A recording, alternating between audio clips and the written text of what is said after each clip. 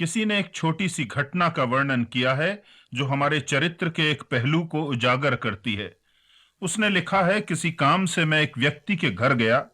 वहां देखा कि वो एक कुर्सी पर बैठकर झाड़ू लगा रहा है। मन हिकारत से भर गया। पता नहीं कैसा सुस्त व्यक्ति है, खड़े होकर झाड़ू तक नहीं लगा सकता। पर कुछ ही क्षणों में मैंने गौर किया कि यह आदमी अपंग है, कमर से नीचे लकवे से पीड़ित है।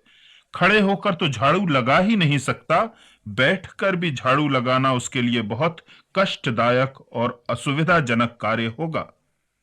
हिकारत और आलोचना प्रशंसा में बदल गई। मैं सोचने लगा कि कभी कभी हम कितनी जल्दी दूसरों का न्याय करने लगते हैं। थोड़ी सी अधूरी जानकारी के आधार पर शीघ्रता में गलत धारणाएं बना लेते हैं, और यदि दुर्भाग्य से उनका समाधान या स्पष्टीकरण ना हो गया तो जीवन भर इन गलत धारणाओं को धारण करके रखते हैं, पाल के रखते हैं, और हृदय में कटुता, घृणा, जलन, दुर्भावना और वैमनस्य को जन्म देते हैं। कटुता, घृणा, शत्रुता तथा मसीह पर विश्वास साथ साथ चल नहीं सकते। यदि कोई कहे कि मैं यीशु मसीह का शिष्य हूं और हृदय में अनावश्यक दुर्भावना रखे, तो उसका शिष्य होना संभव नहीं।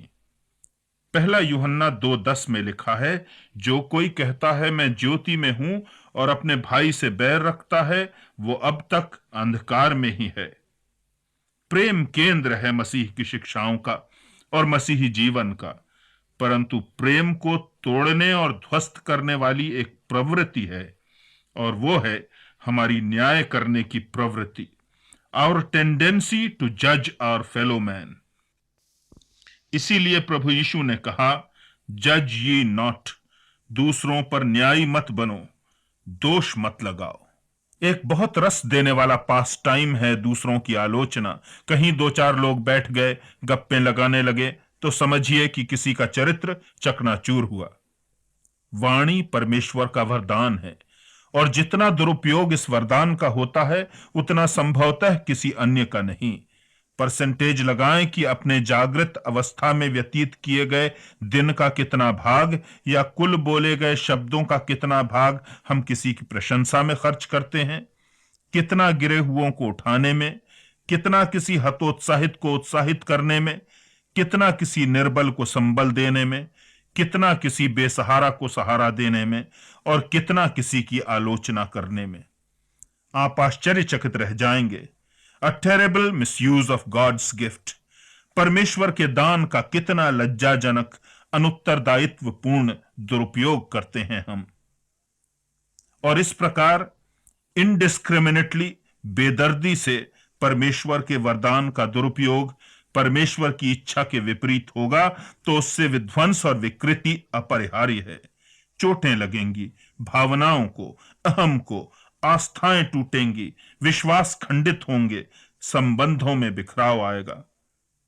कितने परिवार टूट जाते हैं। पति ने एक अनगार्डेड मोमेंट में असावधानी और आवेश में पत्नी से कुछ गलत शब्द कह दिए, या पत्नी ने भावावेश में कोई गलत दोष लगा दिया।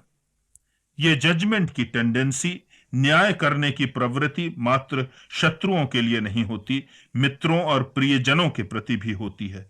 और यहां यह अधिक चोट पहुंचाती है, क्योंकि यहां यह अपेक्षित नहीं होती। प्रिय लोगों से प्रेम की अपेक्षा की जाती है। बाइबल के अनुसार प्रेम सब बातें सह लेता, सब बातों की आशा रखता, सब बातों में धीरज धरता है। और जब हम छोटी सी बात में धैर्य खोकर अनावश्यक आक्षेप करते हैं, उस स्तर की अपेक्षा करते हैं जिस पर स्वयं नहीं चलते, तब चोट अधिक पहुंचती है। मित्र को दुश्मन बनाने का, अपनों को पराया बनाने का आसान तरीका है आलोचना और आक्षेप। याकूब 3:5 में लिखा है, जीभ एक छोटा सा अंग है, देखो थोड़ी सी आग से कितने बड़े वन में आग लग जाती है। परिवार बर्बाद हो जाते हैं, कलीसियाएं विभाजित हो जाती हैं, संबंध टूट जाते हैं, हृदय में स्थायी घाव बन जाते हैं। प्रेम, जो मसीही जीवन का अभिन्न अंग है, समाप्त हो जाता है। इसीलिए यीशु ने कहा, जज ये नॉट, दोष मत लगाओ, न्यायी मत बन जाओ। न्यायी बन जाने में कुछ खतरे हैं। जब न्यायी बन जाते हैं तब दूसरों की बुराई देखते हैं, स्वयं की नहीं। किसी ने कहा है, भलाई ढूंढो तो दूसरों में, बुराई ढूंढो तो स्वयं में। जीवन उठता जाएगा। हम विपरीत करते हैं, इससे पतन होता है हमारा। जब न्यायी बन जाते हैं हम दोहरे मापदंड का इस्तेमाल करते हैं, डबल स्टैंडर्ड्स यूज करते हैं। दूसरों को उन दोषों के लिए दोषी ठहराते हैं जिसके दोषी हम स्वयं होते हैं। यह ढोंग है, हिपोक्रेसी है, व्यक्तित्व को विकृत करती है। मत्ती 7:3-5 में यीशु ने कहा है, तू क्यों अपने भाई की आंख के तिनके को देखता है और अपनी आंख का लट्ठा तुझे नहीं सूझता? हे कपटी, पहले अपनी आंख में से लट्ठा निकाल ले, तब तू अपने भाई की आंख का तिनका भली भांति देखकर निकाल सकेगा। न्याय करना एक बहुत कठिन काम है।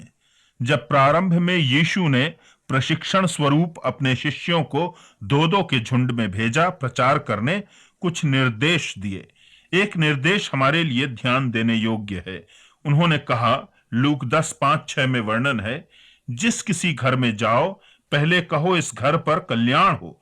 यदि वहां कोई कल्याण के योग्य होगा तो तुम्हारा कल्याण उस पर ठहरेगा, नहीं तो तुम्हारे पास लौट आएगा। शिष्यों के लिए बहुत कठिन परिस्थिति होती यदि प्रभु उन पर यह असहनीय बोझ डालते कि प्रत्येक परिवार का न्याय करो, जो पात्र हो मात्र उन्हें आशीष दो। शिष्यों की सारी मिनिस्ट्री, सारी सेवा, सारा कार्य गड़बड़ में पड़ जाता। जब हम जज करने लगते हैं हमारी मिनिस्ट्री भी अस्त व्यस्त हो जाती है। हम मसीही विशेषतः अपने आप को एक दूसरे के काम पर न्यायी समझते हैं। हम एक घटना से शिक्षा प्राप्त कर सकते हैं जिसका वर्णन प्रेरितों के काम 5:33-42 में है। शिष्यों के कथन को सुनकर यहूदी क्रोध से भर गए थे और उन्हें मार डालना चाहते थे। तब गमलीएल नामक एक फरीसी ने, जो एक सम्माननीय व्यक्ति था, इस्राएलियों से कहा कि उनसे अलग ही रहना उचित है तुम्हारे लिए, उनके काम का न्याय मत करो। उसने कहा कि यदि उनका काम या यह धर्म जिसका वे प्रचार करते हैं मनुष्यों की ओर से होगा तो स्वयं मिट जाएगा। यदि परमेश्वर की ओर से होगा तो तुम उसे कदापि मिटा न सकोगे। तुम परमेश्वर से लड़ने वाले ही ठहरोगे। हम भी न्यायी बन जाते हैं।